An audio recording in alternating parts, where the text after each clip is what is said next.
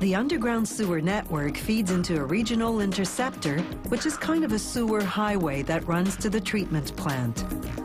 The action begins at the plant's pumping station. It doesn't look like much from above, but the building extends some 15 stories below ground, right through solid rock.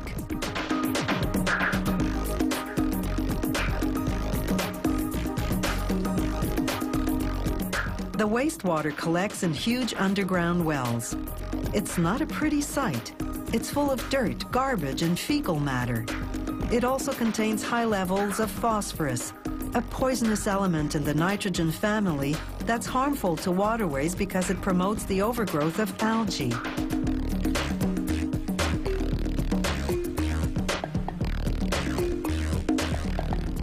The water flows from the wells to giant pumps that force it to the surface.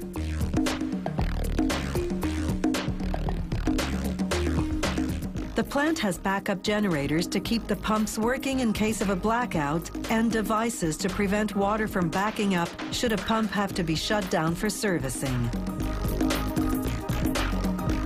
Once the wastewater reaches the surface, it flows through the pumping station, down discharge channels leading to the treatment building. Along the way, it's sprayed with either aluminum sulfate or ferric chloride, two chemical coagulants. They gradually transform phosphorus in the water from liquid to solid so it can be removed later on. Once the water reaches the treatment building, it flows through screens. This preliminary filtration removes any solids larger than 2.5 centimeters in diameter, such things as stones, paper, and plastic.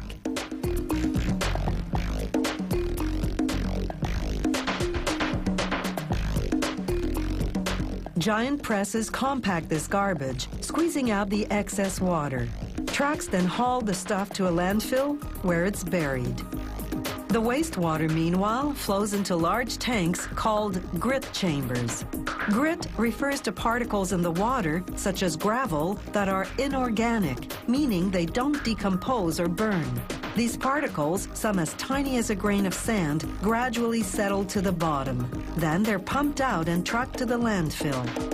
To remove organic particles, mainly phosphorus, they add a polymer, a type of chemical compound. This demonstration shows what happens. Remember, as the wastewater left the pumping station, it was sprayed with coagulant. That transformed the phosphorus in the water into solid particles. The polymer solution completes the process. It binds those particles, forming what are called flocks, masses of phosphorus that look like snowflakes. They're heavier than water, so they sink to the bottom. And that's exactly what occurs in the plant's clarifier tanks. It takes about 2 hours for the flocks to settle at the bottom, forming a layer of sediment called sludge.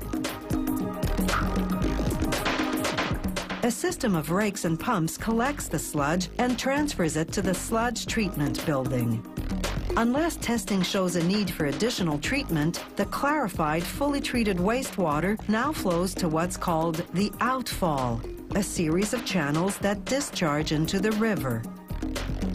In the sludge treatment building, they spray the wet sludge with another type of polymer.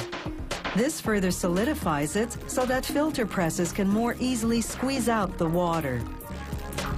Most of the sludge goes into giant incinerators to be burned.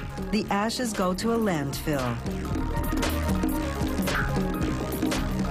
The gas that the incinerators emit powers several machines that dry and transform the remaining sludge into pellets. These pellets are sold as organic fertilizer. When it arrived at the plant, the wastewater was full of contaminants that harm aquatic life.